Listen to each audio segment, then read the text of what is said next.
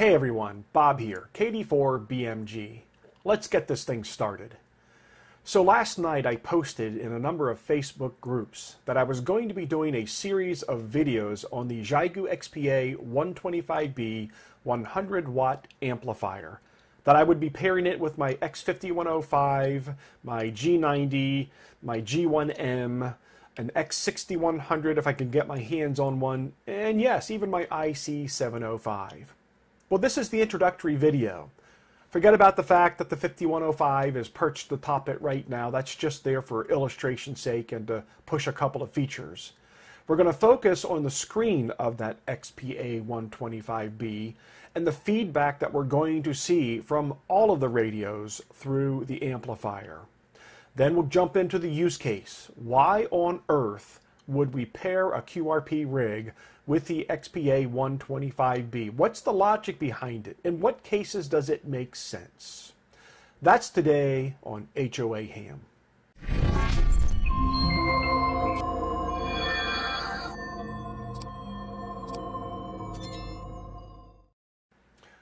To be clear, this is not video one where I'm pairing the XPA125B with the X5105 and showing you how to connect it and doing QSOs and then doing a brief review afterwards of how well they pair together.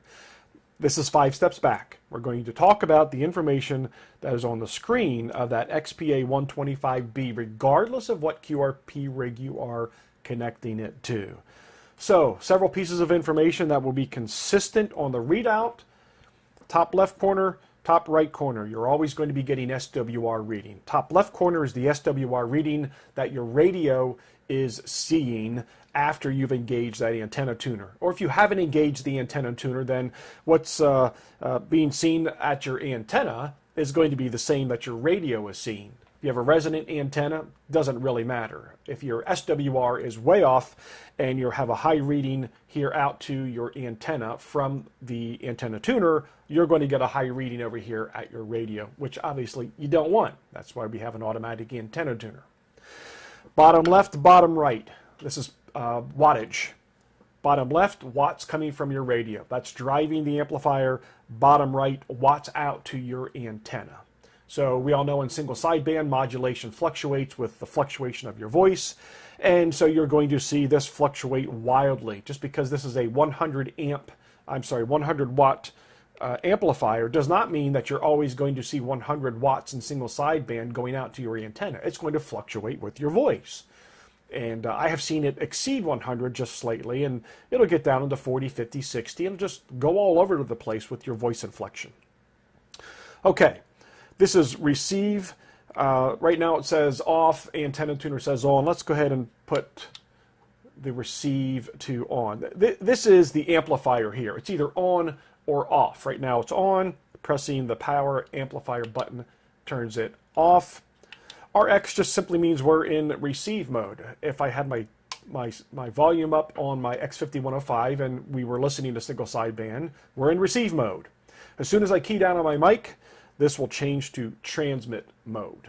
All right, and because it is on, that means that the amplifier is engaged and it's going to put out increased wattage being driven by the wattage of the radio.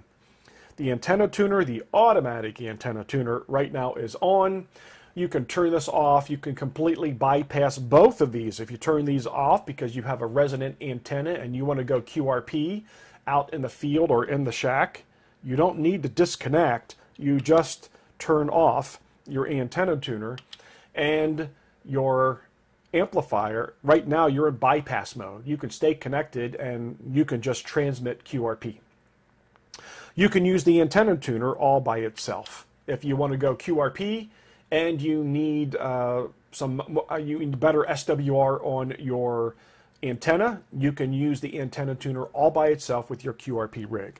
If you have a resonant antenna, you can go just straight to your amplifier and leave the antenna tuner out of the mix. Okay, what else do we have here? The voltage that we're drawing, the voltage that we're running on, so, typical ham radio voltage. The amps that we're drawing right now in idle, we're at 2 amps, and you'll see that fluctuate when you transmit, and the temperature of the unit. Right here, this is the band that you're on, and you can go in manual mode or auto mode. When you're connected to your X5105 and you're connected to your G90, this will go in auto mode. So here's what I mean by that. Let's go ahead and change bands using our band select on our 5105. You watch, because we're in auto, when I change the band on the X5105, the band is automatically changing on my amplifier. If I turn this to manual, which I will be doing on, or you would be doing on QRP rigs that do not have the built-in interface to communicate like Xiegu has built between their radios and their amplifier, you're going to be running this manual. So right now, let's go ahead and, all right, at 40 meters, you can see that nothing changed because I'm in manual mode. 20 meters. So I'm changing the band on my radio, but nothing is happening with the XPA125B amplifier because it's in manual mode. Now, I don't know why you would want to disconnect the two, since the radio and the amplifier are built and connected to talk to each other.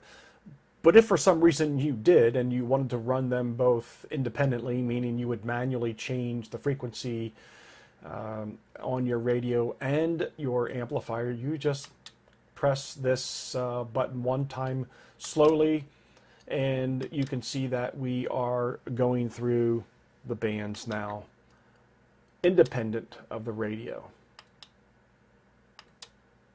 All right, and let's go back to auto. All right, and you can see they automatically paired up with each other. All right, they can see, they know they're communicating, and they automatically sync right back up as soon as you put that into auto mode. Okay, so I believe that's all I want to cover on the screen. As far as the buttons, on, off, this turns the power amplifier on and off. We already looked at that briefly, right? Here we go, off, on. So that's the amplifier. You can bypass it or turn it on. Same with the automatic antenna tuner. There it's on automatic. Here it's bypassed and off. So just consider off as a bypass for the amplifier and the tuner. Turning off the amplifier, the manual says a long press, and that's pretty much how it works. All right, let's talk use case. Why on earth would you pair a QRP rig with an amplifier? If you decide to purchase the XPA125B during this series, use my link to Radioddity in the description below and you'll get a discount code for $15 off. I'll also receive a small referral bonus. Now on to the question of why. Now before we jump into the second half of this video, let me say that I'm giving my opinion, right? You're going to have your opinion. In some cases, yours is going to line up with mine perfectly. In other cases, you're going to go, I don't agree with you. That's the whole purpose of this. It's not a yes or no, right or wrong. These are things that we figure out as we determine our use case. What equipment do we have available? What situations do we expect to find ourselves in? What's my level of preparedness that I want to be at? What other equipment do I have to pair up to? What are my antennas like? And very importantly, how much cash do I have? So I'm giving thoughts and ideas to help you arrive at maybe bolstering your current conclusion or leading you to a new one. So why? Why would we pair up the XPA125B with a QRP rig? I mean, good grief, we bought the QRP rig because it was QRP, because it was small, compact, lightweight. Well, it comes with a sacrifice, and that is low wattage. When I bought my first QRP rig, we were at the bottom of the solar cycle. And you know what? It was very difficult making any contacts. We're on an upward swing in the solar cycle. We should have a better time making contacts on 5 watts, but there are still those days where 5 watts won't cut it. So why? In the words of Tim Taylor, simple, more power. An XPA125B or any amp like that, which can pair with our QRP rigs, gives us more power. It gives us the ability to take our 5 watts and increase it exponentially up to 100 watts. It also gives us some versatility. As we have more tools in our toolbox, we can be more creative in how we apply those different tools, what tools we pair up. And when you have a power amplifier, you have a 100 watt amplifier at your disposal, all of a sudden, if you have one QRP rig, you begin to think of different things that you could do with it. If you have multiple QRP rigs, then you think of many different ways that you can pair up those different devices and the accessories, the cables, etc. that you would need to do that, which leads me to the third reason why it expands our skill set, right? One of the things I think this varying equipment options that are in front of us does is it makes us think about how to apply our knowledge, where we have weaknesses in our understanding. So having an amplifier gives us an opportunity to be challenged in something we hadn't thought of before, how to connect it correctly, how to follow the instructions, how to make sure we don't damage our QRP rigs. It is a cost-effective option, possibly. Remember, I started this off with saying this is a little bit about opinion. It's our different perspective. Let me give you some ideas about why I'm thinking that this is potentially a cost-effective option. If you have limited funds, you may be looking for one pairing of a QRP rig and an amplifier to meet all of your requirements if you can't afford multiple rigs. Some of us have the ability to afford multiple rigs, and we could have almost every rig on this next sheet that I'm going to share, and for us, the options are limitless. But let's go through a comparison and understand why I say this could be a cost-effective option depending on what your circumstances are. So we're going to do a feature-weighted priority and cost comparison. In Lean Six Sigma, there's just something called a prioritization matrix, and I'm going to loosely apply some of the principles of using a prioritization matrix, whereby you apply a value to a feature set, and I'm going to use the values of 3, 5, and 7 for the measurement. So the screen's going to get busy with a chart real quick, and let me step you through it. From left to right, the IC7300, the FT991A, FT891, IC705 with amp. I'm going to assume all 3 QRP rigs are going to be paired with an amp, the XPA125 with an amp, and the G90 with an amp. Let's compare these using a 357 scale, saying 7 is the highest weight or the best, and 3 is the lowest weight or the worst. So what would you say is the shack worthiness of an IC7300? Well, it's a 7, right? How about an FT991A? It's a 7. How about an FT891? In my opinion, it's a 5. It's got 100 watts. Why would you call it a 5, Bob? Well, you don't have that full spectrum display and the waterfall display. So that's a weakness of an FT891. The IC705 with amp, well, that's a 7 in the shack, right? You've got everything with that pairing that you have with a 7300. Actually, you have more because you have UHF VHF. So it's more comparable to the FT991A. Don't go down the rabbit hole of menu sets and user interface. I get there are differences of opinion on that. I'm talking about how well can it transmit and receive. It's a 7 in the shack with an amplifier. How about the X5105 with an amplifier? It's a 5, right? It's a 5. Why do I call it a 5? Well, there's no spectrum analyzer or waterfall display. All right, so that's certainly one of the reasons why we would rate it a 5. Now, it's not as good a quality as the other rigs. That's for another rating here down the road. The G90 with an amp, it's a 7. It has everything that the 991A, 891, and the 7300 have. It gets up to 100 watts. It has a waterfall, a spectrum analyzer. It's got an antenna tuner.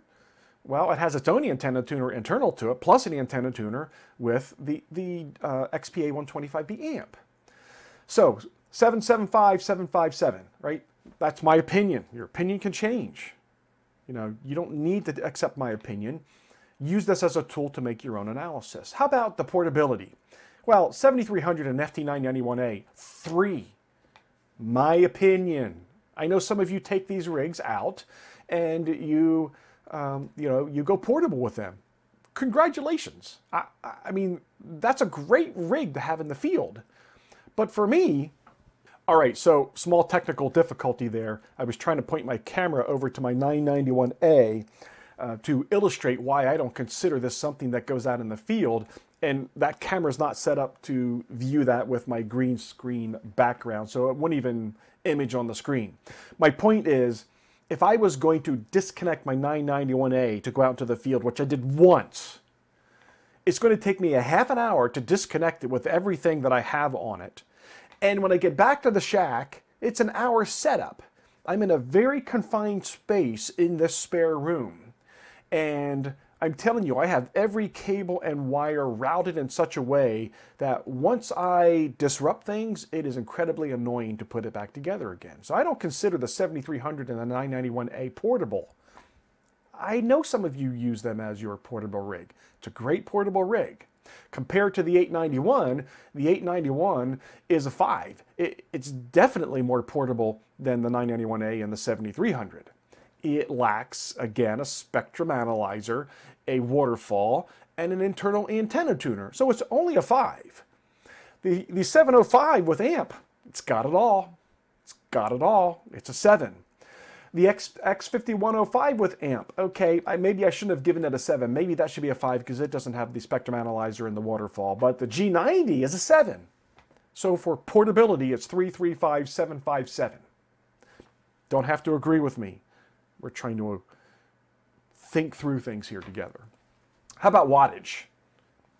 All right, it's 77777 across the board because we started with the premise that we were comparing our 7300, 991A, and 891 with the QRP rigs with the amp. So everybody gets 100 watts.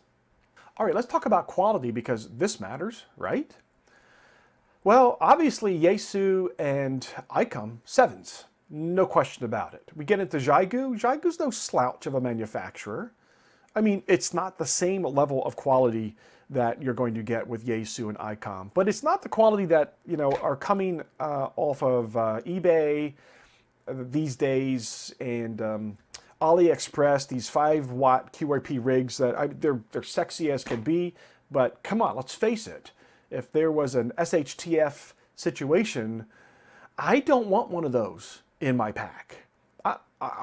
I'd be okay with having a 5105 or a G90 in my pack. I'd be more comfortable having a 705 in my pack, but we're going to rate the X5105 a 5 and the G90 a 5 for quality. So as you go across, what you're going to get now is a total rating. 24 for the 7300, 24 for the FT991A, 24 for the 891, 28 for the 705 with amp. I don't think anybody's surprised there, are they? 24 with the X5105 with amp, and 26 with the G90 with amp. Well, look at that. Huh. The G90 with amp rates higher than the X5105, no surprise. It rates higher than the 7300, the 991, and the 891. What is wrong with you, Bob? We're comparing features, right? And in a second, we're going to compare price. I'm just saying, if you had a situation where you couldn't own multiple rigs because you were on a budget, because remember, prior slide, it's for cost conscious, right? This is a budget situation. It's more cost effective to own a G90 with an XPA125B than it is an IC7300 and an FT991A, and it ranks at 26 for all the features that we're looking for. It's an opinion. It's a thought. Okay, let's talk price. And I'm not talking about Black Friday sales or, you know, we're a week after Black Friday now and all the Black Friday sales are still going on, but your 7300 is going to run around 13 normally in January or February. Your FT991A is going to run around 1230. Your 891 around 640. Your IC705, ouch, if paired with the XPA125B is going to be about $1,850. right? We're not seeing any discounts on the IC705 yet, so it's coming in at $1,300, the most as expensive as the 7300, plus the cost of the amplifier on top of that. However, it's scored the highest as far as all the features. The 5105 with the amp is priced at $1,148, and the G90 comes in at the best price for the features. It's not the lowest price, the 891 is. Feature-wise, the G90 with amp is the best featured set at the best price. So I understand some of you, when I put this up and even after I said it, your mind was made up when you saw the graph, your mind is still made up. That's okay. Some of you have heard some of these thoughts and explanations and you've gone, okay, that's interesting. I'm going to tell you right now, if I could only have one rig, which why would I do that to myself, right? Unless I had to, because it's like saying, Bob, you can only have one flashlight. I need more than two hands to count the number of flashlights in my house and my two vehicles. Bob, you only need one knife. Seriously? Bob, what one weapon is enough? Are you kidding me? Bob, you only need one radio. Well, I know I only need one radio, but I want more than one radio, right? If I could only have one rig, it would be the IC705 with the XPA125B, if I could afford it at just under $2,000. And, if I couldn't afford that, if I was really on a budget, you might be forced to think of going with a G90 and pairing it up later with an XPA125B. If you can afford multiple rigs and configurations, you own most of these already. And so this was just an exercise in futility for you. Let's jump over to use case. Right, in what situations does it make sense that you would have a QRP rig paired up with an amplifier? Well, in a situation where you want to be shack and remote. Back to my conversation earlier where I said, it's painful for me to take my 991A out of the shack out into the field. It's effective, but it's painful. So if I want to have flexibility to disconnect one of my QRP rigs, right now I've got an X5105 sitting right in front of me here. I promise you it's paired up with a antenna. It's paired up with a cable to run it to the amplifier. It's plugged up with a microphone. Okay, here we go. 1, 2, 3, ready to go. There we go. There we go. There it is. There it is. In camera, finally. All right? In 5 seconds, it's disconnected. And it's got a battery in it. Right? So, if you're looking for the ability to be set up in your shack, because right now this is sitting right on top of my XPA125B. As a matter of fact, if you look at the prior 2 videos of mine, you're going to see that here in my shack. And in my next video, I'm doing the how to correctly set up the X5105 with the XPA125B, what cables go where, and then how to use it. So if you're looking for shack and remote, and you were limited in what you could own, there is a good use case to say that a QRP rig paired with an amplifier would be the way to go. You want to be remote with options, and I'm not talking POTA, SOTA, etc. I'm just talking about, you're going away, you're taking a day trip, and you want your QRP rig with you, but you want some options. You don't know what you're getting into. Maybe you're going into a situation where you're thinking you might have to operate, or maybe you're going to support an event. Your QRP rig could use some help. It could use some more wattage to make sure that whatever you're going to engage in, you can handle it. You can meet the expectations and the requirements or the emergency that you're going to face. So in your mind, you're thinking, I want to go remote. I want to go with my rig that's QRP because it's lightweight. And then you at least have an option to grab the XPA125B and leave it in the vehicle just in case you might need it. What about if you want some options with POTA? If you were doing POTA back when we were at the worst of the solar cycle and you were taking your QRP rig out, and perhaps if you're a skilled QRP operator, you were having some success. I did my first POTA with my FT991A, and I had a little bit of a challenge with it just because of the band conditions that day. So if you're going to take your equipment out and set up your chair and your table, your computer for logging, you get your antenna up and you put your QRP rig up, and all of a sudden the band conditions are poor and your 5 watts is getting you nowhere, go grab the XPA125B out of your vehicle, set it up, and you're ready to go. It's going to take some extra battery power, some extra solar power. I'll be showing you some videos on that in the future. Matter of fact, that's going to be some of my requirements for the operating conditions in some of my videos to show that you can do this on solar and battery.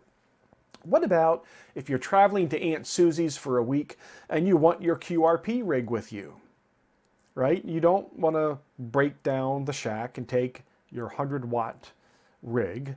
You want to take your QRP rig. You don't know what you're going to get into. You don't know what you're going to be doing. You want your IC705 with you. Maybe you're one of the first ones to get the X6100. You want your rig with you. Again, part of our having ham radios is preparedness. And in your mind, you might be thinking, what happens if there's some type of emergency and I really need some powerful communications? I know with band conditions improving, with propagation improving, that our QRP rigs are more effective, but there's some peace of mind knowing you've got another 95 watts. That's not correct. You've got 100 watts because it's not 5 plus 95. Your 5 watts drives 100. So you've got 100 watts sitting there in the vehicle if you need it. If you're getting on an airplane, well, make sure that you check the XPA125B in the luggage so you don't have to add that 5-10 pounds, whatever that thing is, to your carry-on. So these are some use case situations that you have to think through. Now, there could be 15 more use case situations that you find yourself in. And that's the whole purpose of this. Again, I started by saying, I'm not going to give you the conclusion because there is no right and wrong answer. There are situations, there are budgets, there is experience, there is understanding, and we think these things through as we plan to engage our world. I have more than one go bag, and they are for different situations that I could find myself in. If a hurricane is headed to Tampa, Florida, I have one emergency go bag situation, which is multiple go bags that I can take in a vehicle in an organized fashion, plan ahead, it's already packed away, load it up, go to my location where I can be safe, operate. If during a summer thunderstorm there is a tornado watch in Tampa Bay area, and all of a sudden I am forced to flee for my life, there is a different go bag for that. So I'm not trying to tell you what use case you have to agree with me about, or on the chart where we talked about the rating of the features. I'm not asking you to agree with me. I'm trying to give you food for thought. I've rambled enough. The next video in this series will be the pairing of the XPA125B with the Xiegu 5105, which I believe is the radio that it was originally manufactured for. So this should be a pairing made in heaven. We will go through how to connect all the cables, how to properly set up the radio to push the amplifier, how to read the feedback on the screen of the amplifier, how to effectively communicate. We'll take you through a number of QSOs that I've been having over the last week. We'll put it up on a map so you can see where I've been able to transmit and communicate and have QSOs to and with. And then you can decide if it's a pairing that's of interest to you. I hope this was helpful, friend. Always have fun doing these videos for you. 73, talk to you soon.